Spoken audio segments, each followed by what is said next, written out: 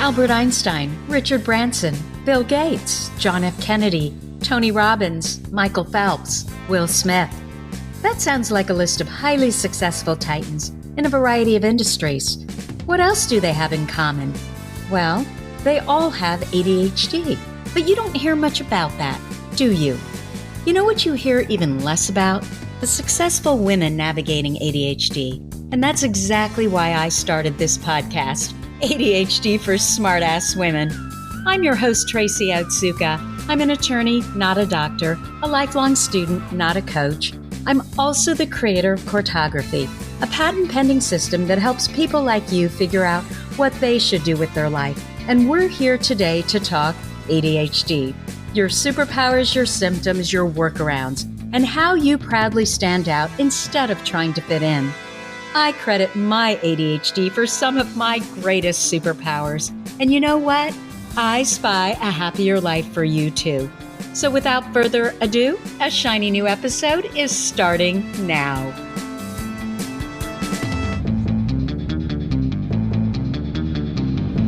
Hello, I am Tracy Otsuka, and I wanted to welcome you to episode 64 of ADHD for Smartass Women.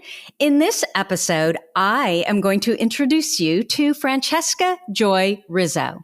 Francesca Rizzo labels herself a multimedia artist expressing powerful, provocative ideas in funny human ways. It may seem simple until you find out that the multiple media she has distinguished herself in range from the fine arts and interior design to her work as an award-winning actor, writer, producer, and director in theater, film, television, and digital media. Her powerful and provocative ideas are fueled by her mission to explore, illuminate, and celebrate the female experience with passion, humor, and imagination. And a belief that the way the world sees women becomes the way the world treats women. So we need to unleash a flood of female creativity to even things out. Her story? As a college dropout, she left New Jersey and struck out on her own at 19, mining her creative talents for skills she could use to pay the rent in New York City. Along the way, she carved out a career as a children's book illustrator, professional actor, co-founder of a downtown theater company, and eventually as a filmmaker and CEO of MovieBaby Productions, a Tribeca-based media company creating innovative videos, independent films, and TV promotional campaigns. When she lost MovieBaby and her Manhattan apartment after 9/11, she landed back in Jersey and went back to the basics, earning her degree in media arts as well as the SUNY Chancellor's Award for Student Excellence. While making her mark in the fine arts and in interior design, she penned and performed 3 theatrical productions, curated the Cinema-Femina film series, and created Believe Women, a rape activist initiative that championed the Cosby survivors, that's Bill Cosby, along their journey to justice.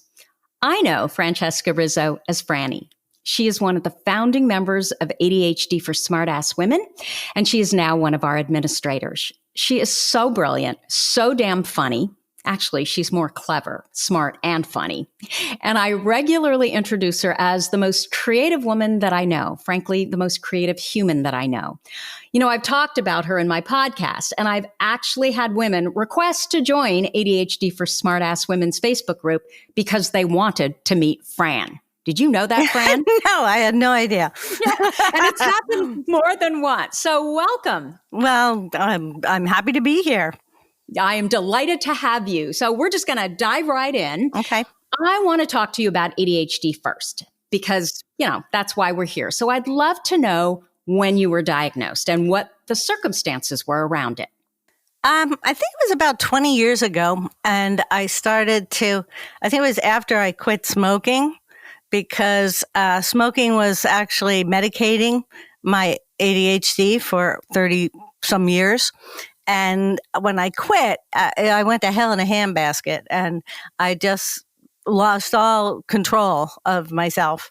And so I went to a psychiatrist, and he asked me a very interesting question. He said, you know, what's your background in drugs, you know, from like recreational, like in college and all that. And I said, well, I really was never into them. I didn't really like pot because it made me feel stupid. But I did remember taking Black Beauties, which were, I guess, diet pills back in the time to study. We all did. And I had one left over after exams, and I decided to just take it and see what happened. And I had the greatest day. I just had a wonderful day. I said I just felt happy, and, it was just euphoric. And I said, when the day was over, I said, well, I'm never going to do that again because I could get hooked on those. And he started laughing as he was writing his notes. And I said, what's so funny? And he said, it's probably the only drug you should have taken. Oh. So it was a stimulant? Yeah, it's Dexedrine, which is what I'm on now. So it did something to my system, that made me feel good. And that's the difference. I think somebody without ADHD, would be hopped up. And I wasn't. I was just like relaxed and happy, So I think can be one of the ways that you can tell if it is really ADHD or not. So did he give you the tests then, and you took them and you were like, oh my gosh, this is what's been going on? I remember taking a test, and I know he gave me some medication, and I don't even remember which one it was. I think he might have given me Wellbutrin too. But then when I moved to New Jersey, I had a different psychiatrist, and I do remember taking some sort of test with him. I think he wanted to reconfirm, since he was a new psychiatrist. And, I passed with flying colors. So when you were diagnosed with ADHD, did the diagnosis really make sense to you? Did you look back and think, oh my gosh, with the benefit of hindsight, that these are the symptoms that I've always wondered about, and now I recognize them as clearly ADHD? Oddly enough, that didn't happen to me until right before I joined your group. Like, I guess I didn't get it. Because I always thought of ADHD as something that little boys had, and bouncing off walls and punching people. And I never was like that. So I thought, all right, I guess, maybe that's why it's hard to focus. Like, I didn't research it. I didn't, I just wanted to feel better. And as time has gone on, because then I got hit with menopause and PTSD from 9/11 because I was downtown. And between the three of them, I was really struggling, and I finally said, I have to really look at this ADHD because this might be really the problem. Because I was feeling so bad about myself, I just don't have the focus I used to have, the drive I used to have, and a lot of that is PTSD and a lot of that is menopause. But when I started to really research it, and especially in women, because I was really looking at the way men, kind of described it. I was, oh my gosh, that's exactly what's been going on. And I'm not, it's not because I'm a procrastinator. My mother used to call me that all the time. And, it's not because, I just can't stay still on one subject, it's my ADHD. And I learned that actually, in many ways, it's what's created my life and my career. So I don't hate it. I just want to figure out workarounds. And that's why I joined your group and why I'm so thrilled with it. So, Fran, I want you to tell our listeners a little bit about your childhood, how you did in school, the typical questions that we normally ask. I remember, being very confused because I knew I was really smart, but I was not getting good grades. And it confounded me because in school I was getting certainly A's in anything to do with the arts, but all the other things were like C's, D's, E's, even F's. And I thought I was doing the homework and doing things. I don't remember rebelling. But I would just get these awful grades, and I just never figured it out, and because at home, I taught myself how to do an appendectomy, by reading the medical books that my mother had. I learned shorthand in an evening and freaked my sister out who was going to school for it. I just said, oh, say something. And I just started writing it in shorthand. And she was like, shit. Damn it. What? How do you know that? And I was like, oh, I just read your book. And, I knew I was smart. I was writing scripts for my favorite TV shows as a kid, and yet I just couldn't jive like in the school system. And I remember in high school, there was one teacher, it was a history class, which normally I would hate. But there was one teacher who just engaged my brain because I noticed that he had this technique where he would say an untrue fact, and then he would turn his back on the class and make like he was cleaning the blackboard. And he would wait until people went, huh? And started raising their hand, and they would go, I don't think that's true. And he'd go, oh, really? Why? And he would get people to think and to talk about, their opinions. And I realized, that most of when I was growing up, maybe they teach differently now, but it was rote. It was just learn this, memorize it, say it back to me. And I just found that so boring. So it's not the best way to learn, is it? No, it's awful. It's a really awful way to learn. And I got really good grades in his class because he engaged me, and I just think that there's a lot of teachers that take the easy road. Maybe not now, we're talking about 100 years ago. So, I think that's still now. I think you have some really excellent teachers, but given that my son is just now coming out of the high school system, I will tell you that they're few and far between. Right. I think we've been doing the same thing for 150 years, right. in education, sadly. So, right. Well, it was very demoralizing. It was one of the things that really confounded me. And thank God, I had the art classes where I knew I was getting A's. And so I would say, well, I guess I'm just an artist. And that's, my family was fine with it. My family was not on me about getting great grades. They had their own issues with education from their childhoods, which were very poor. And so they were just do as well as you can, but you're an artist. They were happy with that I was an artist. So I didn't really have that extra pressure, that maybe some people do with their parents really hammering on them to get good grades. Yeah. Okay, so you graduated from high school, and then did you go on to college, or what did you do? Yeah, I went to college, but there was an issue. It was Monmouth University, which was Monmouth College at the time, and they were filled up in their art department. So they put me in general education for 3 semesters. And I had to walk by the art studios and smell the paint and all this. And I just was like, this is insane. I would go every semester and say, is there room yet? I was the art editor of the yearbook while I was a freshman. And yet I couldn't get in the art department. And so I met this guy on campus, and he said, really? He goes, I'm in the art department and I don't even want to be. And I went, oh my God, I'm out of here. And my parents had some financial difficulties, and I went, I don't need to be here. Let's end this. And I just went into the workforce as an artist, and that was it.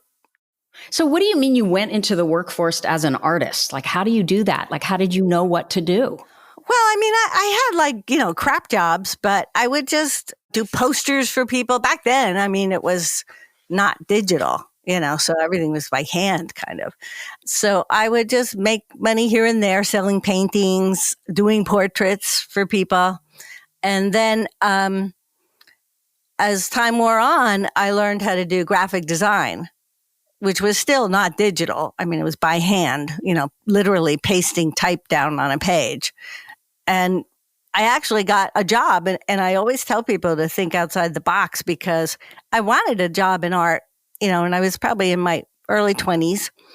And there was just never any in the paper in Jersey. It was never artists needed, and so I said, you know what? I need money. So I'm going to do temp work. And I was good at clerical stuff because I like to organize. And so I said, that will get me inside corporations. And then once I'm in, I can ask around about the art department and maybe get a job that way. So I don't know what made me come up with this idea, but it actually worked. And after, 6 months or so, I was in a corporation, and it turned out that one of the other gals that I had temped with was now working there. And she said, I told her, oh, what's the art department like? She said, there used to be an artist here and he left and they still have his office, but they never filled it. And that's how I got my first real art job. You said something really interesting. You said that you were really good at temp jobs because you love to organize. Mm-hmm. And my first thought is, well, that doesn't sound ADHD. But it really does. I mean, so my question is, did it come naturally to you? Or was it? Okay. It was, I was always very messy. And I used to call it explosions. Like my room would have explosions all around, which were little projects I was doing. And I didn't like to put it away because I was still in the middle of it, So there would be a big bunch of junk over here and there and that.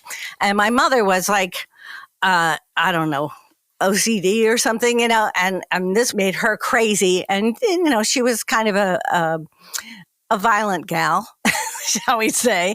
And so this caused a lot of problems for me. She would go insane. I mean, it was like, Joan, what Crawford? Yeah, it was Joan Crawford, Mommy Dearest with the hangers, Oh, no. She was awful about that. It just made her nuts. And then when I left college, I went to live with my Aunt Annie, her sister, and my cousin Sue. And my Aunt Annie was a widow. And she was very good at balancing her checkbook and all this kind of stuff. And my mother never taught me any of that stuff. Nobody did. And so she was like, oh, you have to learn this and you have to learn that and you have to be organized. And she taught me that. And I started to realize that I could get way more accomplished if I could get organized. It was like because when things were just a pile, it just became like mush to me. Mm-hmm. I couldn't function. My brain would just kind of fizz out.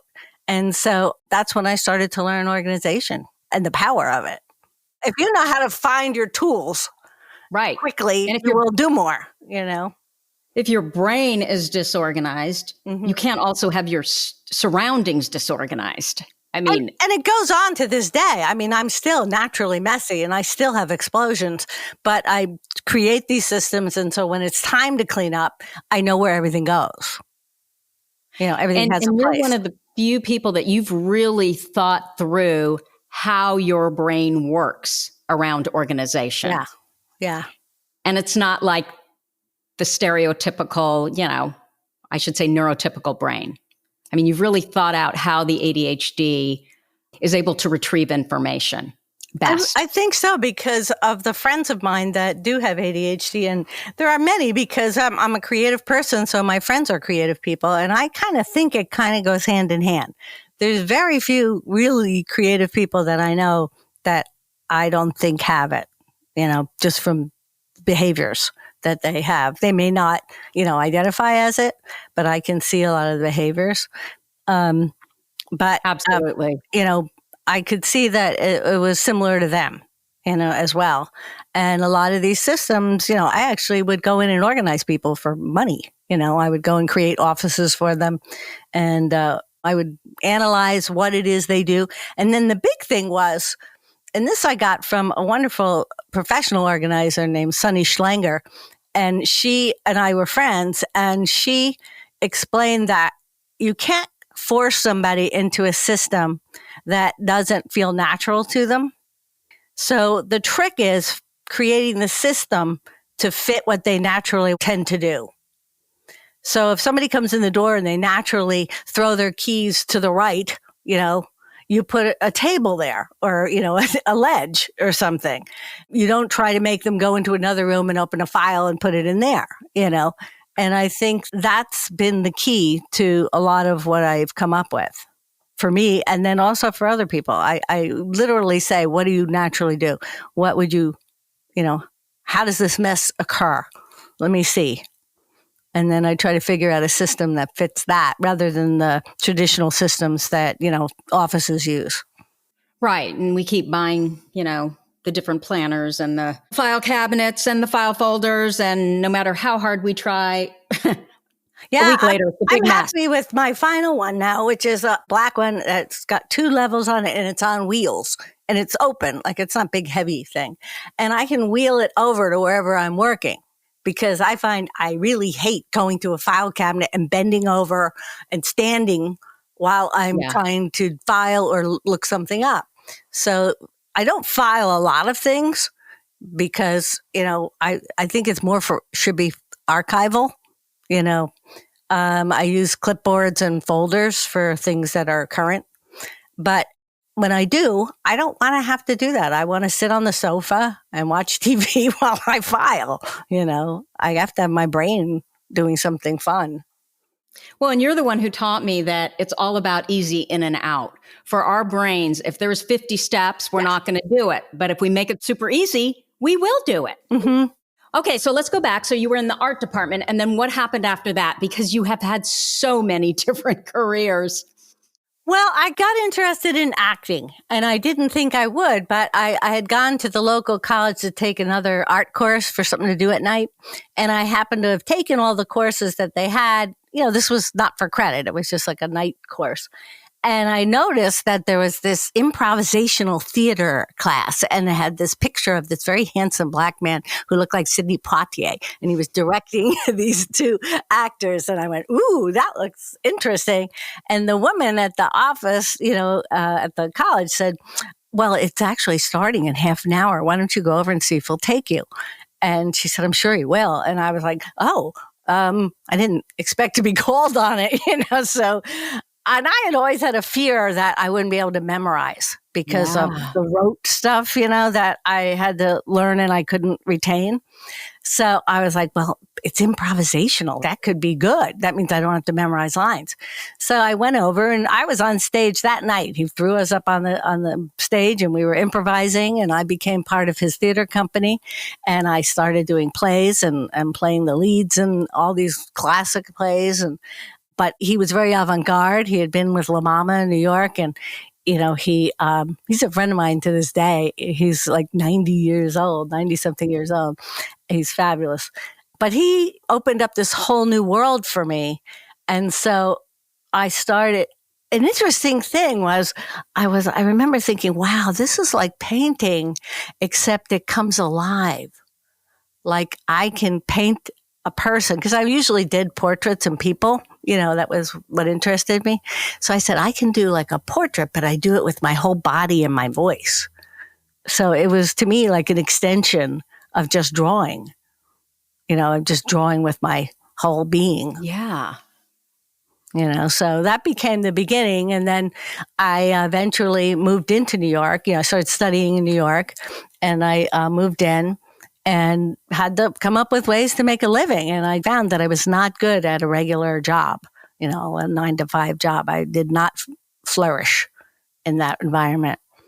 So I had to come up with ways to make money using my skills.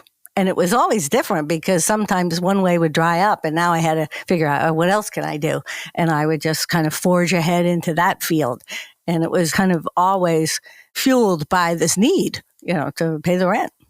Of course, I waitress too in the meantime, in between things too. I mean, I wasn't like a dilettante about it, but, I got better money if I did art. What did that lead to then in terms of, well, I know you did a lot of voiceover work. You had a really successful career, I understand. Yeah, had about a 20-year career in voiceovers, and I found that was really good because it was fast and quick. You would just arrive for the booking and you would read the script, and within minutes you'd be in front of the microphone and you would be performing, and then you would be done in an hour and a half. And it fit my brain, like not having to drag things out. I like to do things very spur of the moment kind of thing. So I was really good at that, and it ticked off a lot of the boxes. What would always get me in trouble was anything that had too many moving parts. That's the way it would come out in my head. Oh, this has too many moving parts, too many moving parts. Like if it's just too many things I have to juggle within it, And yet I became a filmmaker and produced my own films and organized that whole thing. And my sets I was told by people that did extra work that it was one of the most organized sets I'd ever been on. This is the thing with ADHD. When it interests you, you go in full on. There's no problems. It's only when it doesn't interest you, or it did interest you, but now it doesn't, that, you get into trouble. Totally. So for the listeners, I met you online, actually, through ADHD for Smartass Women. And this was 2018, I think in October. And shortly thereafter, we met in New York City. And I remember that before we met, I kind of wanted to know who you were because it was totally impromptu.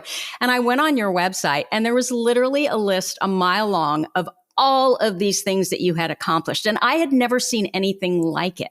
And what was so crazy to me was how, for lack of a better word, schizophrenic it was. I mean, it may as well have said playwright, welder, fighter pilot, opera singer, right? There was literally nothing you hadn't done, from, being a playwright to a director, actor, photographer, artist, graphic designer, interior designer, activist. You did advertising, you did branding, you were a professional organizer, you had done home staging. I mean, what I learned about you was that your brain was literally the pinnacle of ADHD perfection. Like, you had so many interests.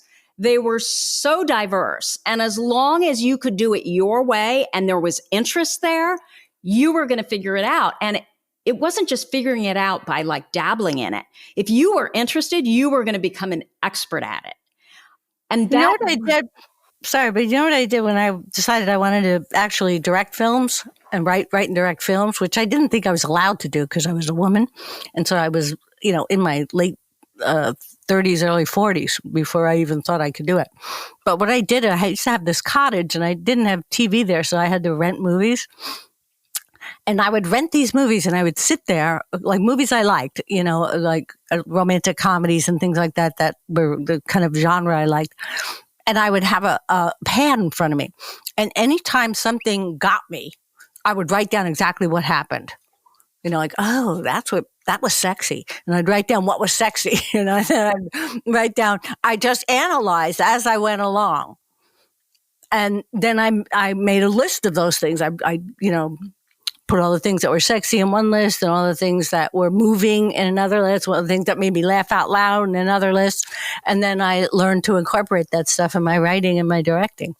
So you basically taught yourself. Yeah. I've taught myself pretty much every single thing I do.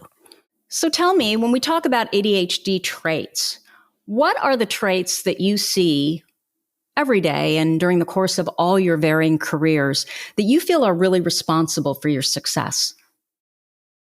Curiosity is a very big thing. As a matter of fact, I bumped into an old boyfriend of mine from back when I was like 19, 20. And he said, the main thing I remember about you back then is that you were so curious about everything. And I said, really? And he said, yeah, you had to know everything. And this was before the internet, and you could actually look it up.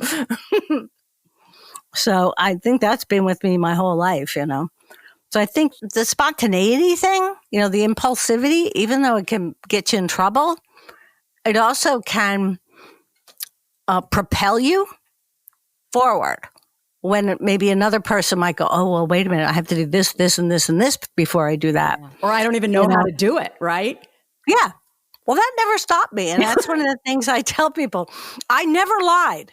But I got jobs that I didn't know how to do because I said, look, like when I became a producer, I produced TV promos and I had already produced radio and I also did storyboards, and was an artist. So I went in and I said, look, I know how to do the audio and I know how to do the visual because I do the storyboards and all that.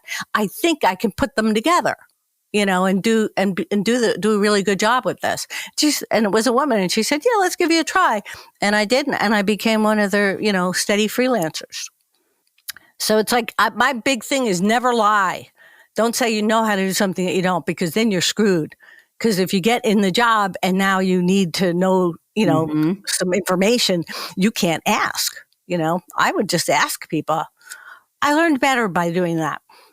People telling me stuff or showing me rather than book learning, experiential learning kind of. I can't remember who I heard this from, but it's so me, and I'm sure you can relate to it as well. When people are like, well, how do you write a book? Well, I learned how to write a book by writing a book. Yeah. Yeah, and you make some mistakes along the way, and then the next time you do it, you don't make those mistakes. But, you just be willing to do that. You got to be willing to make some mistakes here and there. So you don't have a fear of failure at all. It sounds like you don't even believe in failure because you're learning something. No, I believe in it. I believe in it a lot. It smacked me in the face quite a few times. But the failure to me has not been in my failure to conquer the thing, but my failure to get it out into the larger world. It's to convince the people that are the keepers of the gate, to buy into it.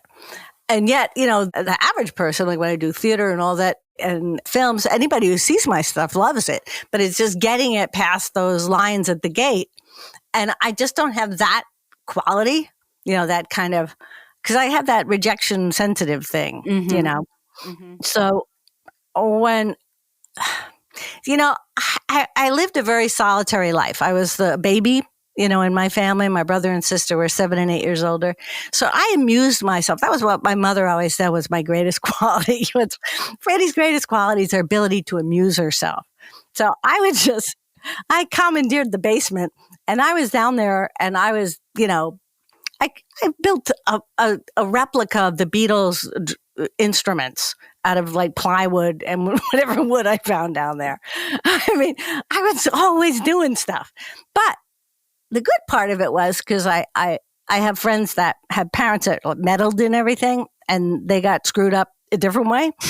But the good news was no one cared what I was doing down there.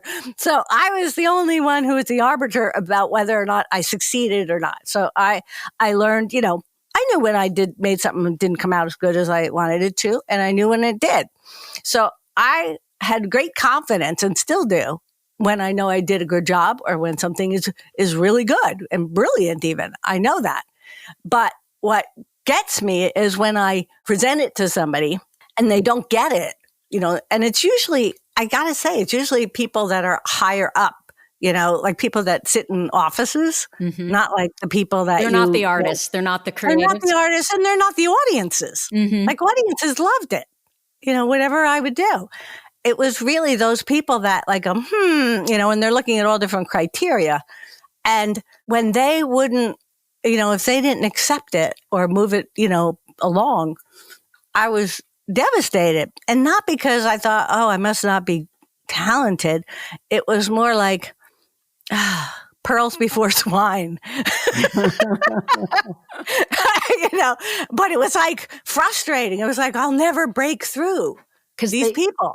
It's this sense that you can't get them to understand. Is that it? Yeah, I can't get them to get it. And so many of the things I see now was like, it was before my time. I was coming up with these things before people were ready for it. And now they do it all the time. I was writing and directing and performing in my own work, and that was like blew a lot of people's minds because women didn't do that. Guys did it, but women didn't. And now some of my favorite TV shows are all written, produced, and starring the actress that, came up with the concept. Now it's normal. But back then it was like, what are you, crazy? You'll never be able to do that. I said, yeah, I do it all the time, and I win awards from it. But it was like, a lot of it has to do with sexism, and I hate to say it, but it really does. And that, I just feel like I'm thwarted, and so when that would happen, the rejection would happen, it would devastate me because it rocked my world. Like, my reality got screwed up because it was like, wait a minute, this was fabulous. If they don't think it's fabulous, something's wrong in the world, and I would just kind of crumble, and it would take me a long time to want to present my stuff again. So sometimes I would then, luckily for me, turn my attention to a different art form that I liked and do that for, 6 months or a year. And then maybe, go back to that again, the other one. So that was also, part of why I do so many different things is to get away from the pain. Well, it's interesting to me, though, that you also say that you were before your time. And it feels like those experiences are what shape your activism today. Um, Mm-hmm. so just so the audience knows, you were in the courtroom when Bill Cosby was sentenced. Did I get that right? Yep. With Gloria I did Allred. drawings. I did drawings of it because you're not allowed to take pictures in the courtroom. And I was sitting with Gloria Allred and some of the survivors that were not testifying. And I had been involved with that right from the first time I heard about it was right around when Hannibal Buress brought it to everybody's attention. And I immediately knew that they were telling the truth because I had been drugged and raped when I was in my 30s. And I knew how hard it was to explain that to anybody. Mm-hmm. And so they were being raked over the coals for not having reported it.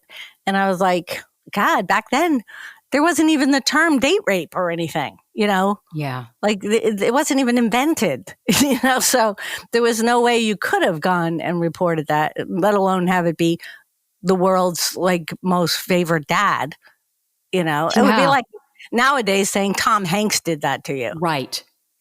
People would be like, what? Get out of here. And they were like that. These women some of them would try to go to the police, tell their agents and all that. And the agents would say, would either drop them and, the police just laughed them out of the place. Or they would, be, told, look, keep it quiet. Just keep your mouth shut if you want your job. So that was, that's the time. I mean, people don't realize these women are in their 60s and 70s now. This was like a long time ago when the world was a lot different. But one of the things that really confounds me now is that the Me Too movement doesn't really honor them because they're the ones that started it. They came forward and broke through this wall before any of the second wave of it. They were the first wave of the Me Too movement. You're right. Or the third wave, because there was originally a woman that came up with the term Me Too. And that was a long time ago. But she, they resurrected it for the recent movement. So how did you get involved with that? Like you just walked up and said, I want to be part of this? Well, it was online. I had read about this and I loved Bill Cosby. As a humorist, I memorized his albums. I mean, it was not like I disliked this man. I thought he was fabulous. And when I first heard it, I was like, what? Bill Cosby? And one of the things Hannibal Buress said was, you don't believe me? Just Google his name and rape. See what comes up. Wow. And suddenly, whoa, all this stuff came up.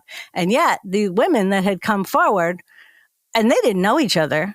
They came forward from all over the country when they heard, that this young woman had done it too. And that was the first time it kind of hit the airwaves. And I started reading their stories and I was like, I totally believe them, but nobody else does.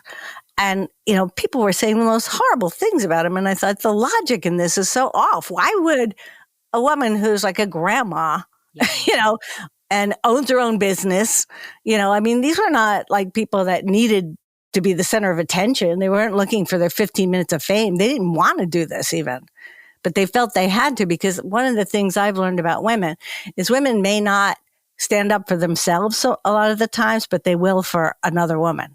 Mm. They're stronger when it involves another woman or a child. They will become lions, but not as much for themselves. And so that was what fueled every single one of the women that came forward, was hearing that the other women were being called liars. And they knew it was true because it happened to them. So that's how it built and built. And so I found online there was a Facebook page that was reporting a lot of the Bill Cosby stuff. And so I noticed that a lot of the things that they put out about it was really amateurish and ugly looking. And so I'm really good at branding. And I offered my services, to brand because I said, we got to get this information out and it's got to look better. It's got to be more engaging, to get the information out. So let me please do this for you. So that's how it started. And eventually I and two other women, went off on our own and created Believe Women. And the gal Brandy that I was working with, she created one of the most comprehensive databases of all his rapes that was broken down by every category.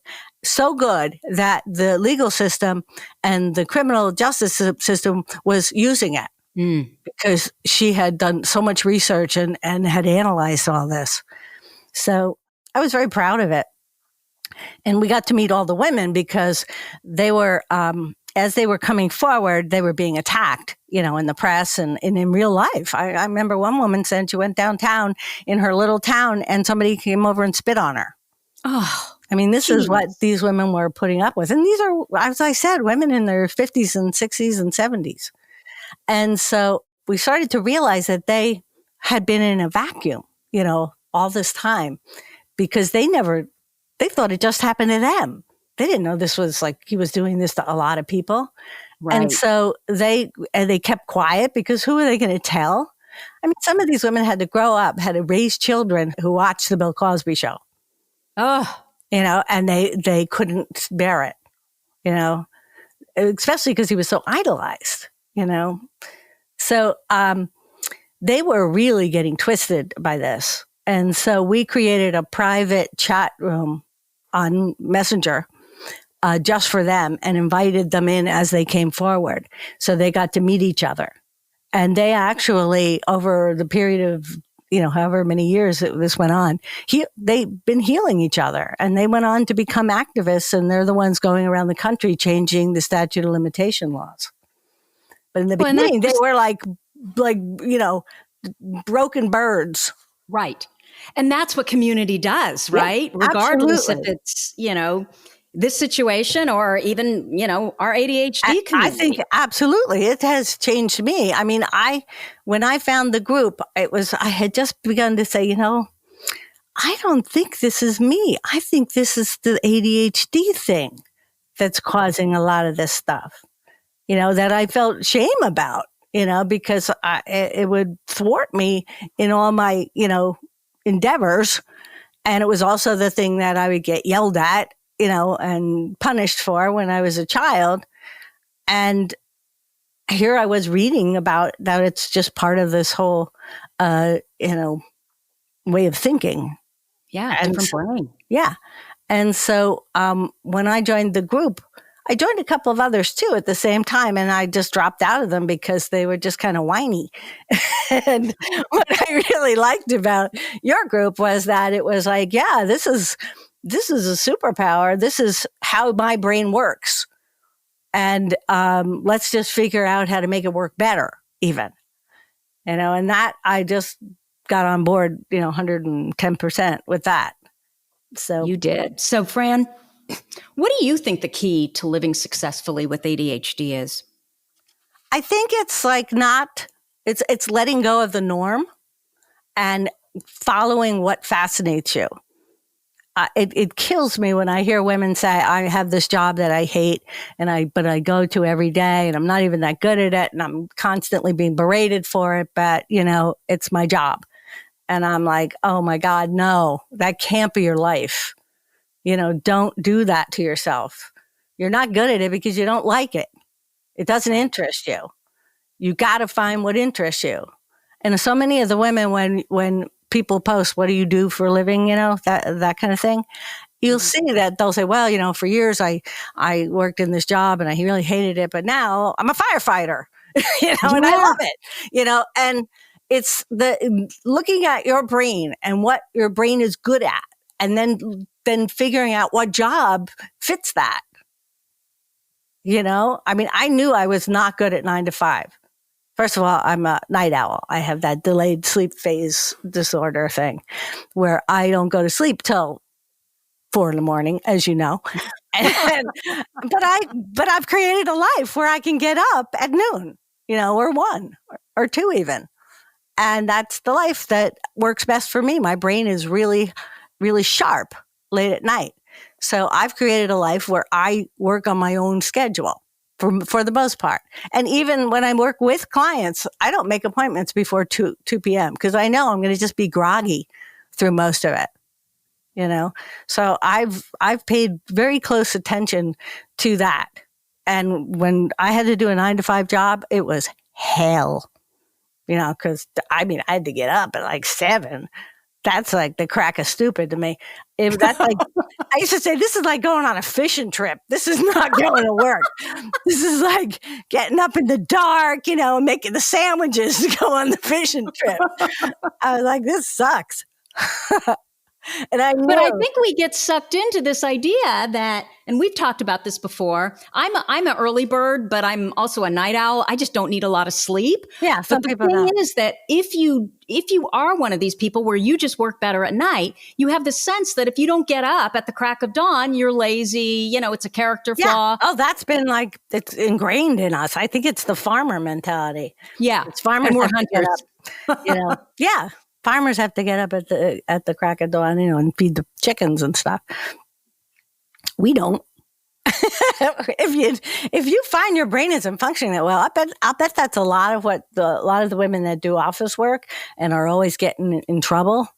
It might very well be that they're just not, their brain isn't at its peak when they're at work.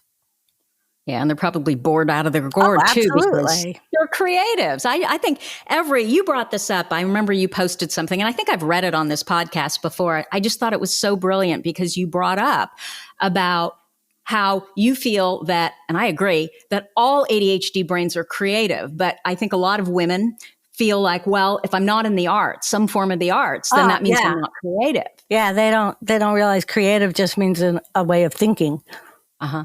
It's not necessarily, I hate when people go, oh, I'm not creative. I can't draw a straight line. It's like, well, a lot of artists can't draw a straight line either, but that has nothing to do with being creative, being able to draw a straight line. It's like your way of thinking. You think around the issue, I think one of the things that's really been great about this group is discovering the various symptoms, which are actually superpowers that come with ADHD that I never quite defined. I didn't realize that was what that was. But like my ability to see things in the future, like not woo-woo, but I mean, somebody will say, I think I want to do it this way. And I look at the way they want to do it, and I just fast forward in my head as to what's going to happen with that. And then I can see whether it's going to fail or not right away. And I'll go, no, nah, you can't do it that way because blah, blah, blah will happen. And then they're like, what? It's like, they don't have to make a mistake. Yeah. It's like, I think that's a skill that some of us have, which is that we are thinking faster and more ahead than a lot of other people. And I recently posted about this because it frustrates me. And sometimes I get very blunt about it. And that's, I think that the people that work with me, when I get to that stage, they realize, well, I got to put up with this because she's really good at what she does. But, if people aren't catching up to me, it gets very frustrating, when I'm trying to explain something and they're sticking to this stupid, thing, like opinion that doesn't have anything to do with what I'm talking about. It's like, no, I'm not even talking about that. I'm talking about further down the line. This is what's going to happen. And they can't see that far ahead, Right. So I got to go, well, all right, you're just going to have to experience it then. I was trying to save you. but you won't listen. You won't listen. Yeah, and then we definitely do not like to be told what to do. Yeah. Actually, it's funny. I don't mind that when I know the other person's an expert. I agree with you 100% on that. Yeah. Like, I won't listen to anybody about like design and aesthetics, but if you tell me it should be this way, I listen because I trust it. Right. So I agree. That's why, the recent post was about this client of mine. And, he'll just argue with me on the stupidest points.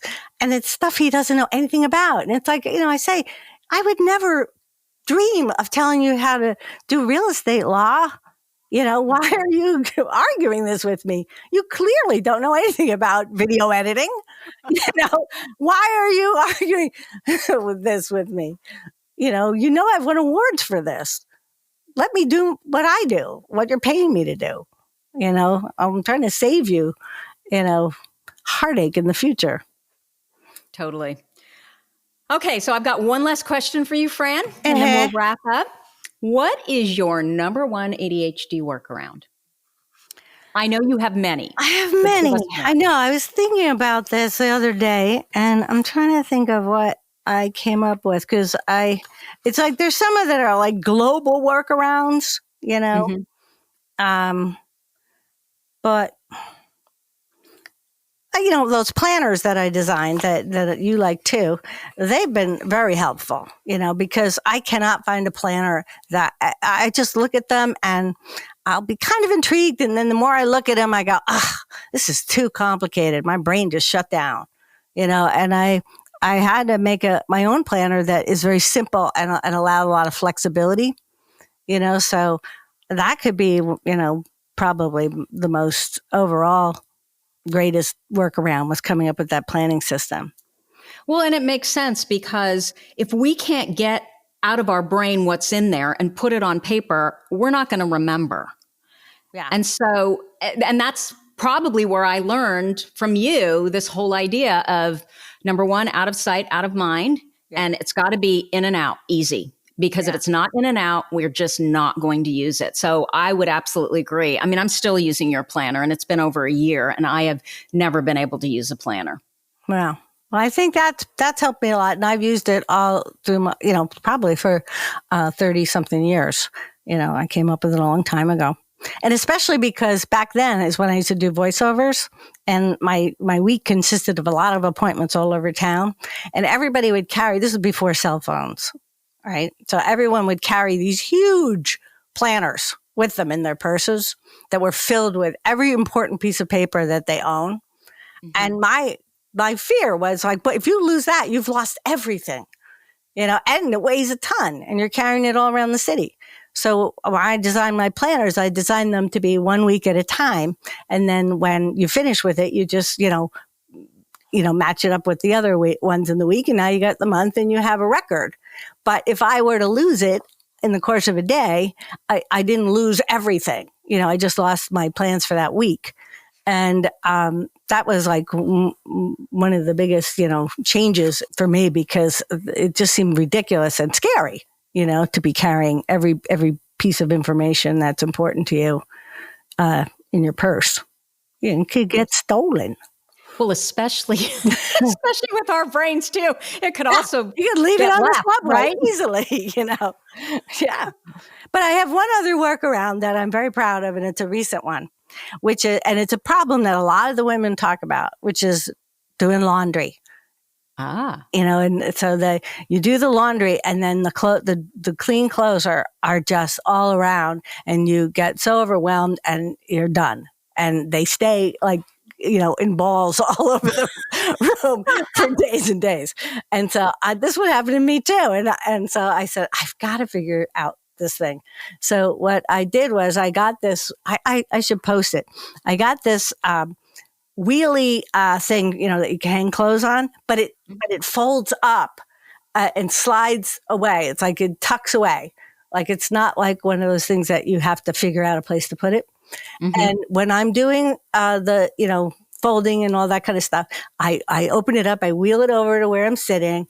I allow myself to rent a movie, you know, even though I have all these, you know, channels, I may not have what I really want. So I give myself the movie I really want to watch. So it's a treat. It's a treat. A reward. Yeah. It's a treat. And then I have all my hangers already on there, so I can just immediately hang them up. Because otherwise I was having to lay them all around where I was or get up and take them to the various closets. And that was adding way more moving parts than needed. So the fact that I could basically stay in one place and complete it during the span of 2 hours of a movie, you know, it works. Brilliant to me.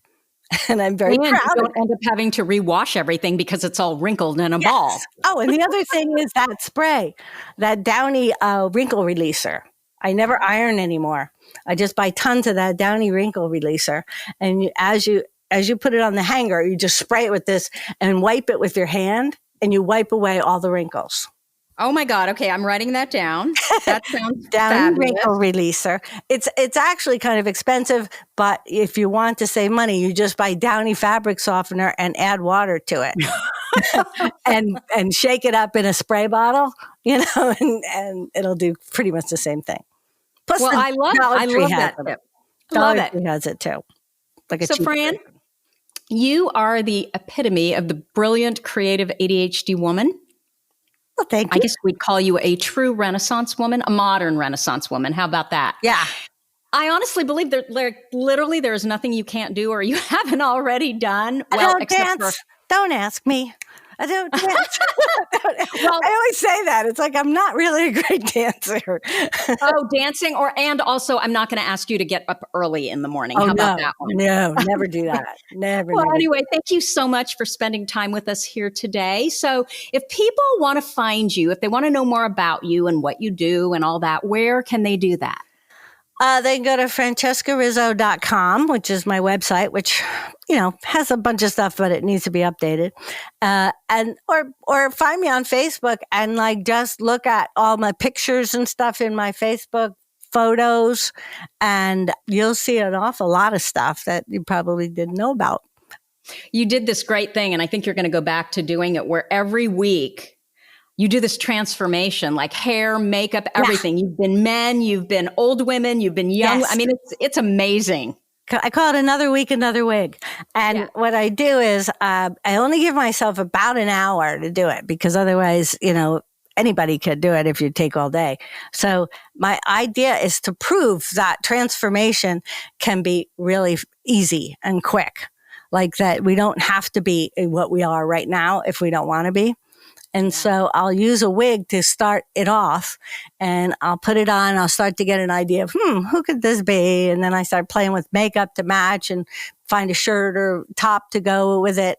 And then I start to get a feel for the character. I get my selfie stick. I start taking pictures, and I find backdrops, in my house somewhere that's a little different. Sometimes I'll go outside just so the backdrop fits the character. And then, afterwards, I really enjoy is I use all those apps in my phone to play with it and change, digital stuff to change the lighting and mood and all that. And then I post it online, and so many of my friends are so creative, and even the ones that aren't in the creative business, they just are that kind of mind. And I ask them to tell me who is this person. And then they all write these wonderful descriptions and characters that they come up with based on the image that I've created. And so when I get back into it, I stopped when my sister got ill, and I just lost my Jones for it. But I'm going to get back into it. And when I do, I'm going to eventually make a book out of it, because I think it's just fascinating, especially because I'm 68 years old. It's amazing. I mean, it is truly amazing. So people are going to have to go follow you to figure out what we're even talking about. Yeah, but they would be all in my photos because I post them. So if you went through my photo library there, you'll see them. I don't know if I created a folder for them. So that's Francesca Joy Rizzo. That's the Facebook page? Francesca Joy Rizzo on Facebook. Okay. And then there's also a Facebook page called Francesca Unlimited, which has all my interior design and artsy stuff. And then there's also Great Dames Media, which has this play that I've been developing called Dames Like Us. And you'll see all sorts of images and videos from that. So Fran, will you please make sure that I have all those links so I can post them in the show notes? Absolutely. Perfect. Well, again, Fran, thank you so much. You're quite welcome. Love talking to you. Thank you for even starting this whole thing in the first place. You really changed my life. I don't think you realize it. Thank you. Thank you so much. Okay, so that's what we have for you for this week. As always, you're listening to ADHD for Smartass Women. If you liked this episode with Fran, please let us know by leaving a review. Our goal is to change the conversation around ADHD, helping as many women as we possibly can learn how their ADHD brains work so that they too can discover their amazing strengths. And your reviews, they really help in that regard. For me, they're like those little gold stars we used to get on our work when we were kids in school. One more thing, if you've got a comment, a guest you'd like me to interview, or a topic idea for this podcast, you can go to my website at tracyotsuka.com and leave me an audio message or reach out to me at tracy@tracyotsuka.com. Thank you so much for listening, and I'll see you here next week. You've been listening to the ADHD for Smartass Women podcast. I'm your host, Tracy Otsuka, and we're available on iTunes, Stitcher, Spotify, and Google Play. If you liked what you heard, we sure would appreciate a review. And not coincidentally, ADHD for Smartass Women, well, that's also the name of our free Facebook group. Go look it up. We're a totally smartass community of successful, ambitious women who share our ADHD wins, questions, and workarounds. We'd love to have you join us. You can also find all my details over at tracyotsuka.com. Don't forget, I spy a happier life for us, and I'll see you again next week.